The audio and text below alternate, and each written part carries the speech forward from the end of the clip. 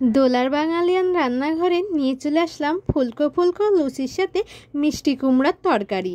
কিন্তু আমি এই মিষ্টি কুমড়ার তরকারি কতটা সহজে এবং কি কি উপকরণে রান্না করেছি সেটা দেখাতে নিয়ে চলে আসলাম।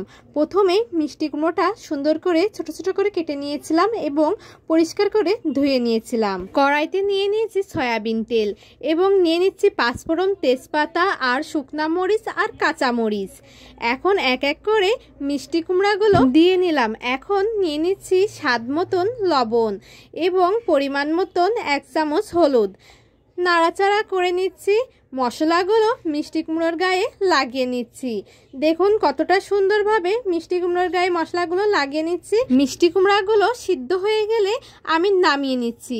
নামানোর শেষে আবারও কড়াইতে নিয়ে নিচ্ছি সয়াবিন তেল, নিয়ে নিচ্ছি দারচিনি এবং এলাচ। একটু নাড়াচাড়া করে নিচ্ছি যাতে একটু গরম হয়ে যায় বা ভাজা হয়ে যায়। ভাজা হয়ে গেলে ওই সিদ্ধ করা মিষ্টি কুমড়ার তরকারিটা আবার ঢেলে নিচ্ছি।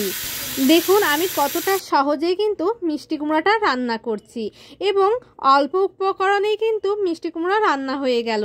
এখন নিয়ে নেব অল্প সামান্য চিনি। অবশ্য চিনিটা নেওয়ার কারণ হলো মিষ্টি কুমড়োতে আর একটু স্বাদ লাগবে এবং মিষ্টি মিষ্টি লাগবে। মিষ্টি কুমড়োর তরকারিটা আর একটু মাখো মাখো করার জন্য নিয়ে নিয়েছি ময়দার গুঁড়া। অল্প করে নিলেও চলবে। এই তো হয়ে গেছে মিষ্টি কুমড়োর তরকারি। দেখুন তো কত সুন্দর হয়েছে, দেখলেই খেতে ইচ্ছে করছে। আমি পরিবেশন করে নিয়েছি লুচির সাথে। কেমন লেগেছে জানাবেন।